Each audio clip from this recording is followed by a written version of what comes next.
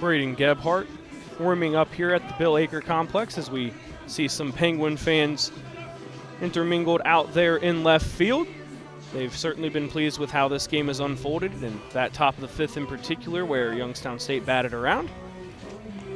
Well, Braden Gebhardt, he's really feeling it now. After that 1, 2, 3, fifth inning, he went back into the dugout, and he was really feeling it, cheering on his teammates, telling them that we've got this game. He has retired 10 in a row, and he's really knocked down his pitch count. He's only thrown 61 pitches, and that was way under what he had started out as. He was on his way to, after 5 innings, maybe approaching 80 or 90. So the fact that he has really been able to knock down these Norse hitters in succession has kept his pitch count down and could go maybe a couple more innings. Just a 7-pitch bottom of the fifth for Gebhardt, who has only ventured this deep into a game 2 times prior.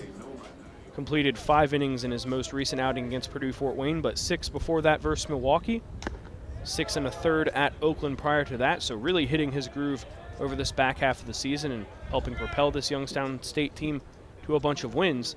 Noah Fisher takes ball 1, prepares for the second pitch, and same result, 2-0. Well, this is an opportunity for the Norse, a part of the order, Fisher, Voorhees, and Ackman, and against a pitcher that, even though he's not showing it right now, may be tiring. All 3 of those pitches in just about the same area. 3-0 now on Fisher. And that's the Norse's game, trying to get back, working those counts, producing lengthier at-bats, quality at-bats in that fashion.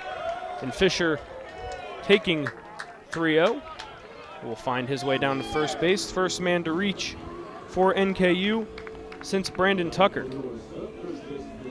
Now Fisher, who leads the conference in walks, that is his 47th free pass this season, and he is way ahead of everybody else. That Brandon Tucker single happened in the bottom of the second, so been a minute since NKU had a runner on, and we'll see how active they are on the base paths. First offering to Voorhees, backdoors its way over the outside corner for a strike. A nice located breaking ball there from Gebhardt. Speaking of action, there is some going on now down in the left field bullpen for Youngstown State. Fisher bouncing around over there with his lead. Wind and the pitch inside on Voorhees, 1-1. Talked about the great proficiency at which NKU has been able to steal bases against the Penguins throughout their battles this year, but Fisher really the first opportunity in a while to do that. You can see the concern from Gebhardt as he throws over. Fisher didn't really have that large of a lead that time, but a big emphasis on controlling the running game from Coach Bertolini after how that first series unfolded.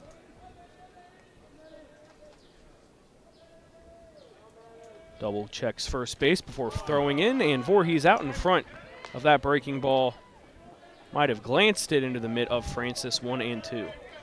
I don't think Voorhees was looking for back-to-back breakers there, because he was looking dead red, maybe having a chance to drive a ball somewhere, and you're right, he was way out in front.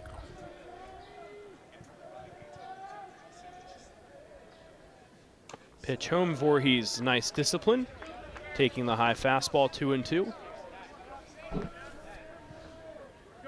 And again, this is NKU getting back to their game. That was the 8th pitch of this inning for Gebhardt. That's already more than he threw in the bottom of the 5th. You know that he's potentially reaching his limit. You want to try and get to that bullpen that has had a tendency to be wild. Voorhees skies one into shallow right center. Grau finds it and catches it on the run before flipping into Matt Thompson, and there is one away here in the bottom of the 6th. Well, I'll tell you, that was a situation where a player just missed his pitch. Voorhees knew it. You saw him. He swung. You knew he got too much air, and he would like to have that one back because that was the one he could have driven. Liam McFadden Ackman climbing in now. Hit a single, scored a run in the bottom of the 2nd. Kick-started that rally for the Norse. Struck out looking in the bottom of the 3rd. Takes low and away for ball 1.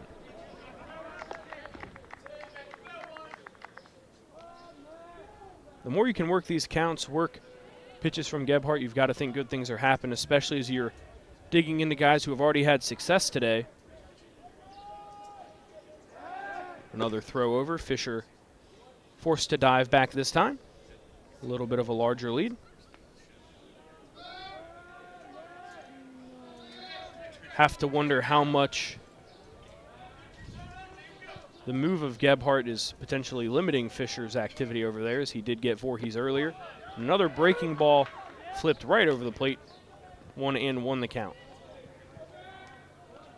Now, pitchers are different. A lot of pitchers don't like working out of the stretch. Most pitchers today, especially in college, work out of the stretch all the time, whether they're starters or relievers. Gebhardt checking the runner again before firing home. High fastball, about neck level on McFadden-Ackman. It is 2-1.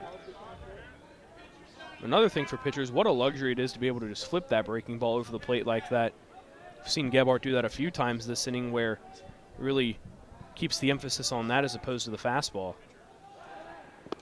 Has not located it as well in this bottom of the sixth, as Fisher again head first back to the bag.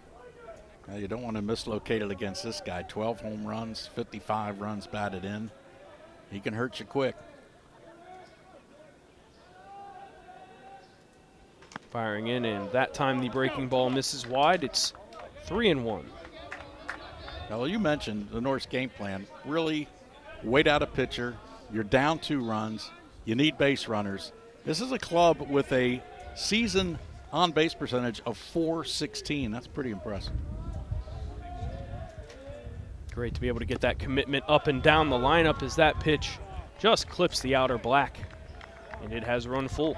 Well, it's all about the approach you have when you come to the plate, and coaches preach that all the time. Know what you want to do when you go to the plate, depending on the count as well, but have a plan.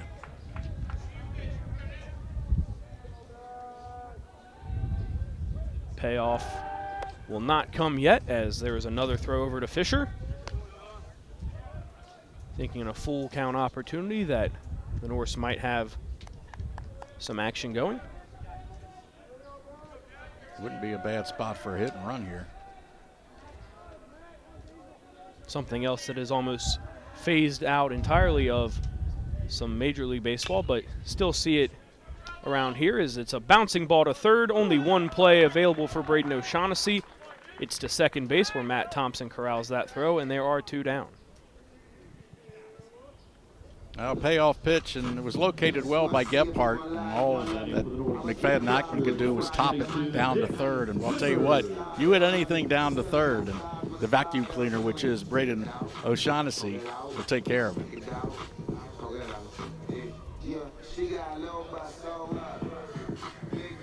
Quick meeting of the minds at the mound.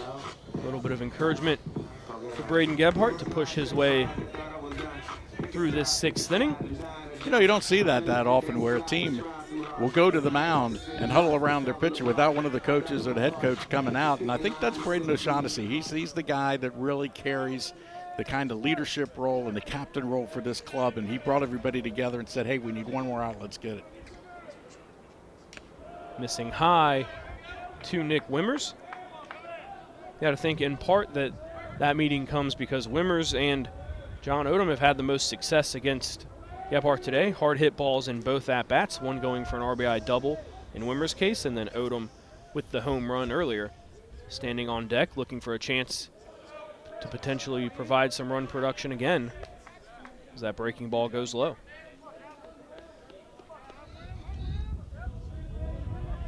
Norse really trying to get into that bullpen as soon as possible. The bullpen regulars, nobody out there with more, or with less than 3 appearances, I should say. All those ERAs sitting close to 7 or above. And again, a bit of a wild nature from some of those guys, that it has run to 3-0 now on Wimmers. Well, you look up and down college pitching staffs, and you have a precious few relief pitchers that you can count on, and it's no different here at Northern. 4-0, an easy take for Wimmers. And the aforementioned John Odom will get a chance with a runner on. Runner in scoring position, tying run on first. If Odom can do what he did earlier, he would be the leading run. We will now get another conversion on the bump. Doesn't appear to be Coach Bertolini, so maybe just some more words of encouragement this time from the staff.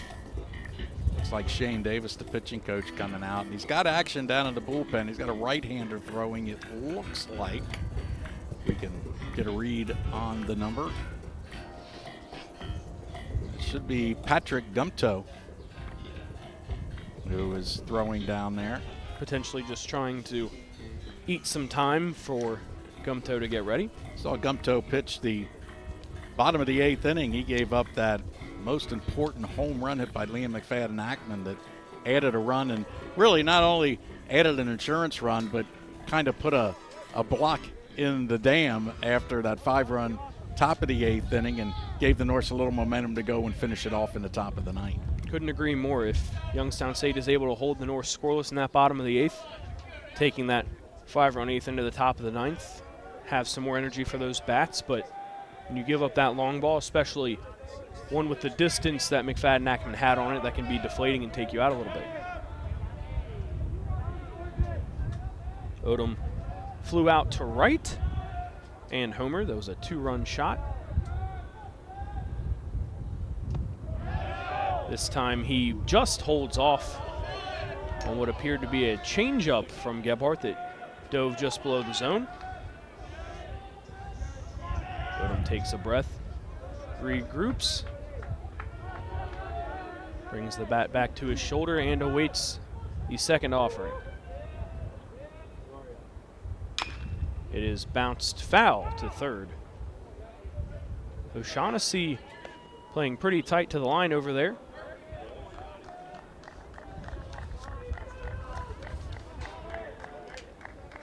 The Go North Fund is always available. Join the uprising and support NKU student athletes by becoming a part of the Go North Fund. Any level of support, no matter the size, helps fuel champions every day. For more information about how you can support NKU student athletes, log on now to gonorthfund.com.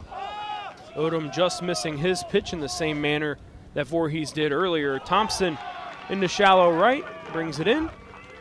And if that's it for Braden Gebhardt, that'll go down as a quality start, and it has Youngstown State in position here as we move toward the latter stages of this game to pick up what would be their 9th victory in 10 appearances.